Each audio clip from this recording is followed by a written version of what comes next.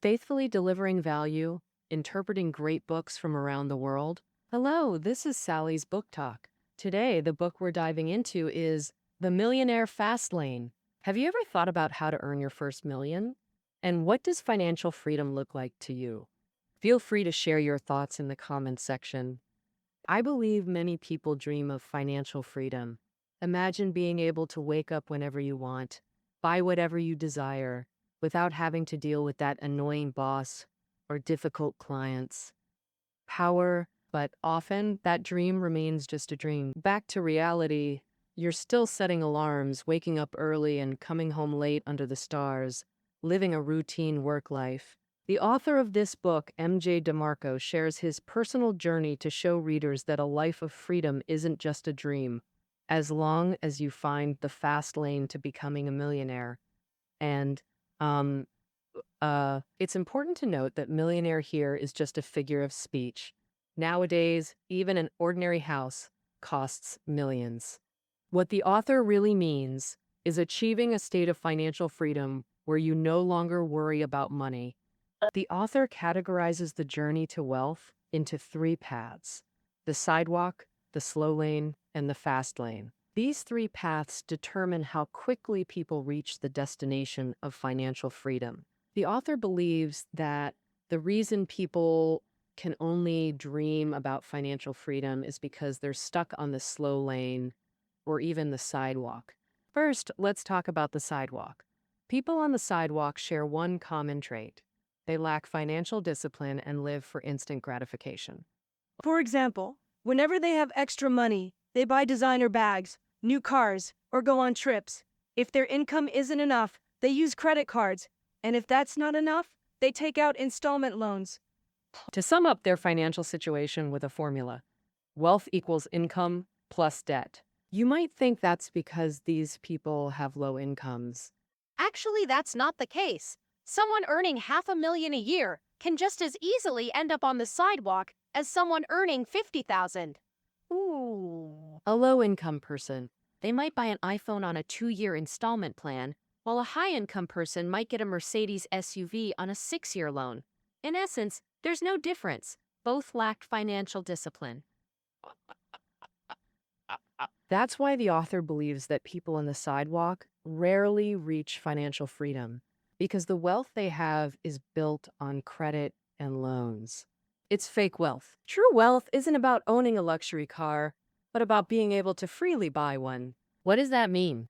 When you walk into a car dealership, you don't have to worry about how to pay for it in the future or if it'll affect your living standards. You can just buy it outright with cash. That's what it means to freely buy a car. The author bluntly points out that if you have to think about whether you can afford it, then you can't afford it. Many people can see the downsides of the sidewalk path, so they switch to a different route. They work hard to get into a good university, land a decent job, toil diligently at work, endure overtime without complaint, hoping for promotions and raises, and manage their take-home income carefully. They live within their means, scrimp and save, avoid overspending as much as possible, and put any extra money into financial investments. Finally, when they retire, they no longer have to stress about making money. The author calls this wealth-building path the slow lane because it takes a long time to reach a state free from money worries. The time to reach that destination is extremely long, usually 40 years, meaning you have to wait until retirement. That's why the author also calls it the wheelchair wealth plan. And if the sidewalk mortgages future happiness for today's joy, the slow lane is the opposite. It sacrifices today's quality of life and pins hopes on some future day. And to summarize the slow lane's wealth formula, wealth equals job income plus investment returns. But job income and investment returns aren't under your control. Ideally, job income is determined by your work ability, but in reality, there are often more complex factors like whether your boss likes you or if your company is growing or declining, and so on. Anyway, the value you create is definitely higher than the salary your boss pays you and your boss can't give you a raise every year. But can you guarantee you'll always deliver good results for the company? Can your company survive long term? And once you lose your job, life can suddenly fall into hardship. Now, let's look at the other component of slow lane wealth: investment returns. This depends on three key points: total investment amount, annualized return rate, and total investment time. At first, when you're scrimping and saving, the amount you can invest won't be much. To achieve decent returns, you also need a good annualized return rate and a long enough investment period. But the annualized return rate depends on the overall capital market. A single black swan event could cause heavy losses. For example, the global financial crisis in 2008. Most importantly, can you stay healthy enough to live until you receive your pension? When you're old and full of aches, money isn't as precious as youth and health. So the author emphasizes, get rich while you're young. Get on the wealth fast lane, shortening the slow journey from 40 years to 5 or 10. While you're healthy and energetic, indulge and enjoy life. So what is the fast lane? The author's answer is, start a business to develop a product or service, building your own commercial system to create value. In 1996, when the author was 26, he started a luxury car rental service. The website operated for 5 years. By age 31, he'd earned his first million. The car rental website kept expanding. By 2007, a giant company acquired it. He sold the site and cashed out $6 million, achieving financial freedom. He was only 37. Since he sold early, searching DeMarco online shows he's not famous, but he's living his dream life. He owns a mansion in Phoenix. No job, just driving sports cars daily, shopping, playing tennis and golf. In spare time, he wrote this book, proposing fast wealth concepts, creating a methodology from his entrepreneurial journey. Getting rich fast always sounds impulsive. But the author stresses it's not overnight wealth. The fast lane isn't easy at all.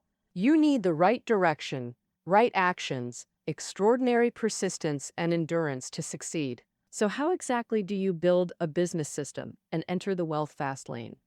The author's advice has 3 steps. I'll explain them sequentially. Step 1, remove obstacles and prepare. What preparations? First, mental preparation. Shift from consumer to producer mindset. What's a consumer mindset? Getting paid and wanting nice meals, luxury buys or trips. That's consumer mindset. So what's a producer mindset? You see an ad that's incredibly eye-catching. Instead of immediately wanting to buy the product, you think about how this company makes money. What business processes are involved in providing their product? Is the company profitable? What's their business model? That's the producer mindset. Shift from a consumer mindset to a producer mindset. Mindset is the first step to the wealth fast lane. Becoming a producer gives you eyes to spot needs and a mind that thinks about profitability. After adopting the producer mindset, the second preparation is having time. Generally, people's time can be divided into 2 parts. Constrained time, like your work hours, plus over an hour commuting to work. To do your job well, you might prepare materials at home on weekends too. All this is constrained time. Only time outside this is free time. You can do whatever you want. Watch TV, scroll through videos, play games, etc. But if all you do after work is scroll and play games, how can you start a business? Time is the most valuable asset on the fast lane.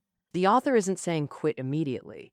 Value your usable time. Stop sleeping till noon or spending hours on social media. Try juggling work and your startup initially, then decide where to allocate more time. The third preparation is self-education, continuously learning new things. Leaving school doesn't mean learning stops. In society, you must constantly update your knowledge to keep pace. So what should you learn? Get an MBA? Or get a certificate? The author says no, you should learn knowledge useful for building business systems. For example, the author studied marketing and finance in college.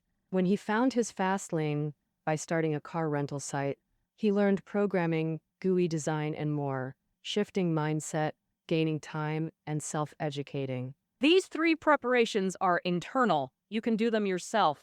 Additionally, you need external preparations. Imagine announcing, I'm quitting my job to start a business. How would your spouse, parents, and friends react? Would they agree? Would they support you? That's the external preparation you need to make. Remove obstacles. Take the author. After college, he didn't job hunt but started a business directly. His family accused him, saying, "You're wasting 5 years of education." His classmates and friends also didn't understand. "You have 2 business degrees. Why deliver pizzas and drive luxury car rentals?"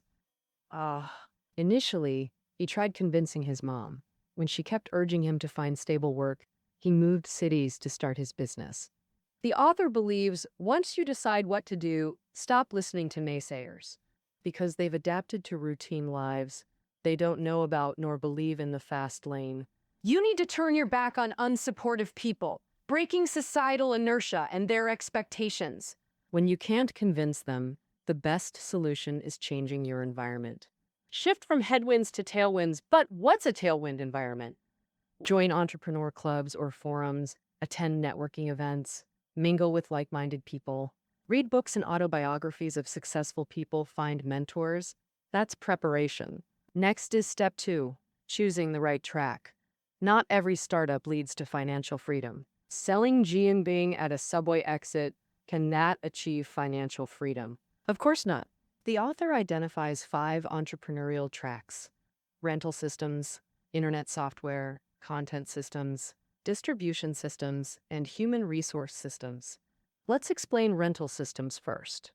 The classic model is buying property to rent out. Additionally, if you patent an invention, license it to companies for royalties. That's also a leasing approach. Rental systems are older models with one-time investments yielding long-term returns. The downside is large upfront capital.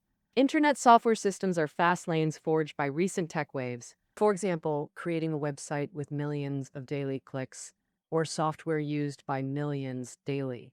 Then your website or software holds huge commercial value. Advertisers will pay for ads, or you can charge usage fees directly. Tech giants like Microsoft, Google, Alibaba, and Tencent all took this path. Content systems refer to producing content. Historically, this meant publishing books or newspapers, like J.K. Rowling, whose Harry Potter series earned her over $400 million. With the internet's rise, content-based fast lanes have diversified. Writing Weibo posts, public accounts, shooting videos, or creating online courses all count as content production.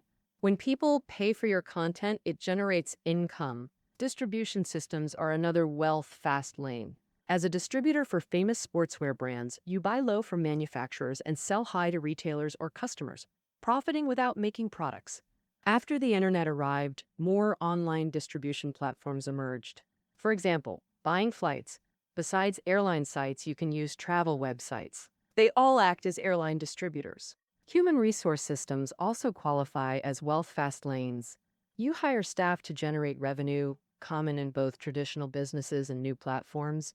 Traditional sectors like restaurants need many employees. New platforms hire delivery riders for food or couriers for packages. But compared to other models, personnel management is toughest, requiring training time and oversight. Mistakes could damage your business. So which track to choose? You can't just randomly pick a track and dive in expecting success. The author provides evaluation criteria.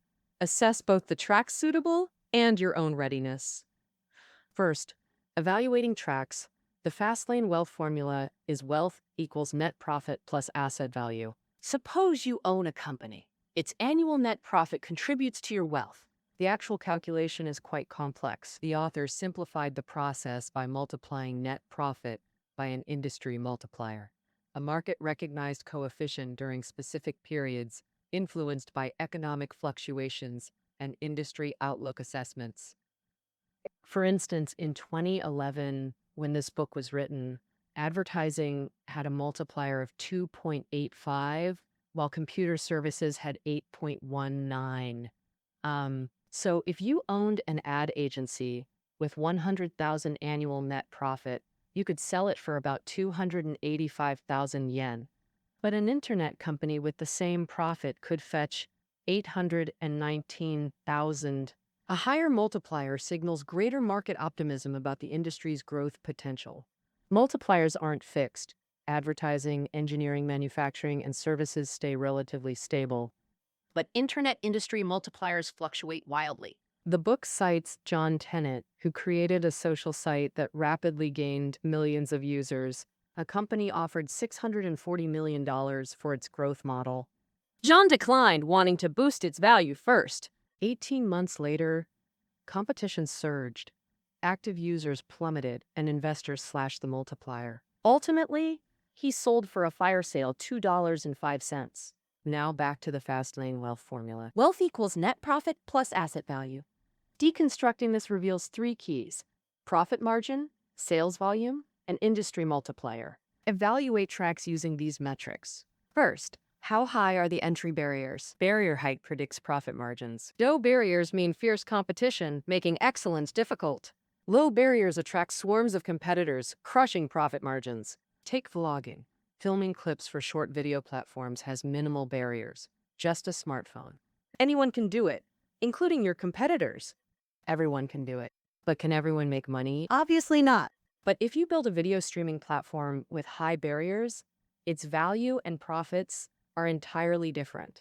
So the author believes the best warning sign about money is if everyone's doing the same thing, your odds of success plummet. Second, what's the scale of your field? This addresses the question of sales volume. If the scale is too small, it equals no prospects. Even if you become the top player, you still won't make much money.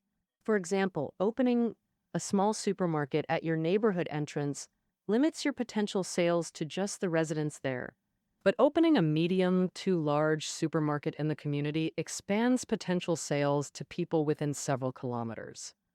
Open an online shop, and your potential scale covers the entire nation. Build an e-commerce platform, and that potential extends globally. Scale determines influence. Only by reaching and influencing enough people can you generate substantial profits. Third, does your chosen industry have potential? This determines the industry multiplier's size.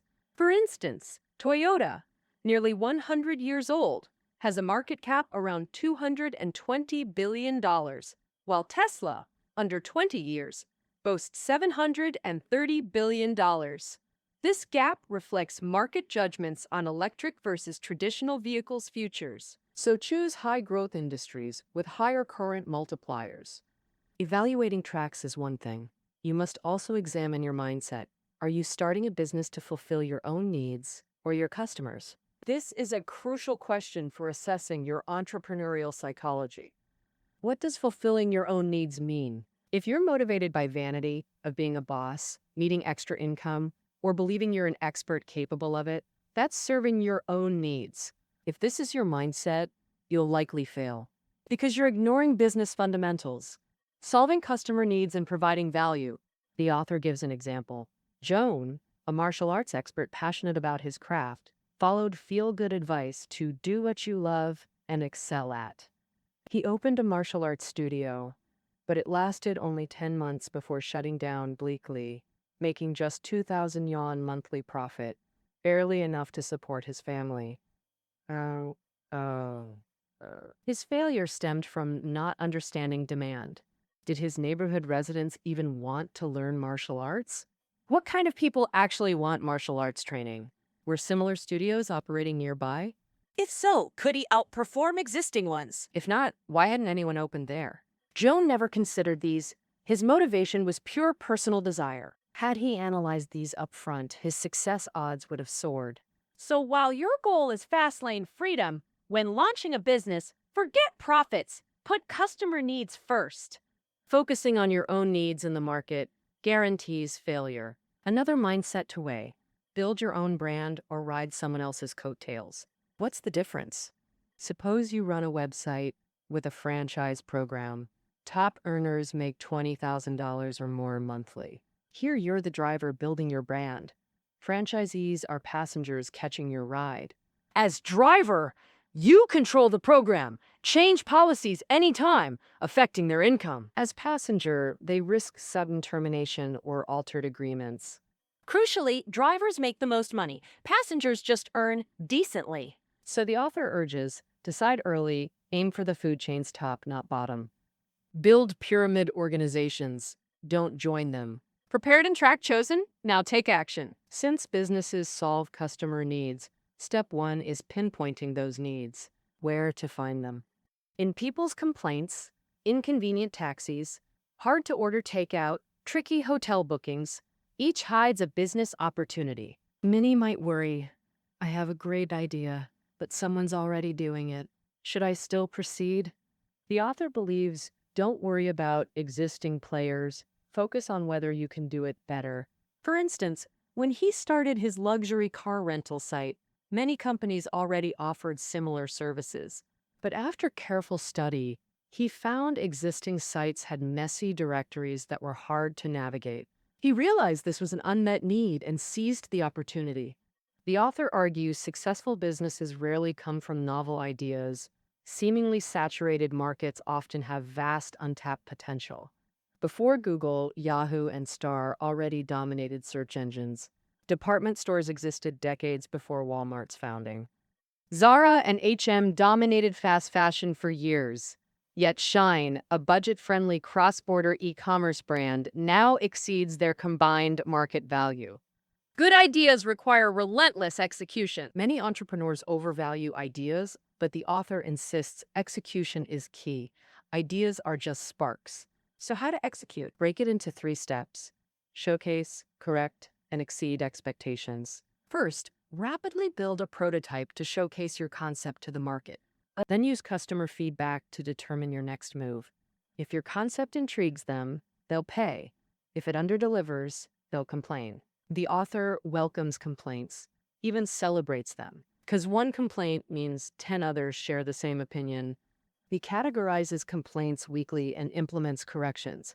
This is execution. Second, complaints fall into categories, one being resistance to change.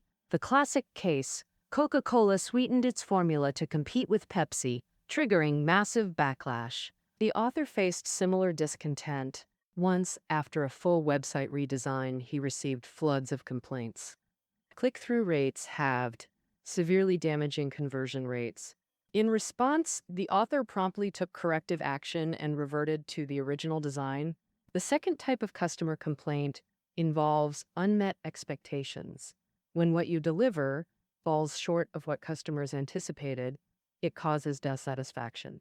For example, if your food delivery platform promises 30-minute delivery, but customers often wait 40 minutes or even an hour, this breeds frustration.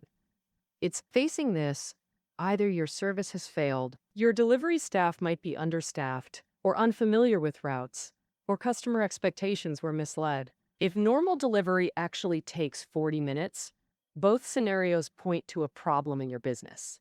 Either improve your service to satisfy customers or manage expectations, like stopping ads guaranteeing 30-minute delivery. The third type is called invalid complaints. Customers persistently request things you can't provide. The author finds these complaints highly useful. They reveal unmet needs you can address. For instance, on his luxury car booking site, the most common invalid complaint was customers wanting wedding limos contacted rental companies only to find they didn't offer this, then complained to the site. They wished to see service offerings before contacting companies. After multiple such complaints, he added a website feature. Now, when customers click a rental company's page, they clearly see its services, enabling targeted searches. Improving through complaints gradually aligns you with customer expectations and needs. To impress customers and earn their loyalty, you must exceed expectations. This is what the author defines as execution. Step 3. Craft a customer service strategy that shatters low expectations, turning customers into loyal advocates. So what is an exceeding expectations strategy? At Hot Pot restaurants, we expect great flavor but little else. But Hadi Lao offers unexpected services like manicures and kids' play areas during waits, creating unforgettable brand moments. Once customers recognize your exceptional service, they become advocates, helping you stand out from competitors. As your business stabilizes, the author suggests planning an exit strategy. The Fastlane's endpoint is liquidation, converting massive asset value into real wealth. So when your accumulated wealth reaches your desired lifestyle level, you can gracefully exit and fully enjoy financial freedom. All right, that concludes our coverage of this book. This book summarizes DeMarco's philosophy on life, wealth, and wealth building methods. He reveals different wealth pursuit paths while providing detailed guidance to replicate his Fastlane approach. However, it contains several potentially controversial viewpoints. For instance, he explicitly opposes traditional employment, insisting entrepreneurship is the true path to wealth. Similarly, he treats business as a wealth tool rather than life purpose fulfillment. He advises cashing out once a business reaches scale, taking profits off the table. As DeMarco states, since I'm challenging mainstream views, skepticism is inevitable, whether you trust or doubt the fast lane theory. It doesn't change my reality, it only changes yours. After hearing this, do you agree with DeMarco's wealth philosophy? Have you learned how to build your business system? Feel free to share your thoughts on the Millionaire Fastlane in the comments. That wraps up our discussion. Find notes below the audio. See you next time.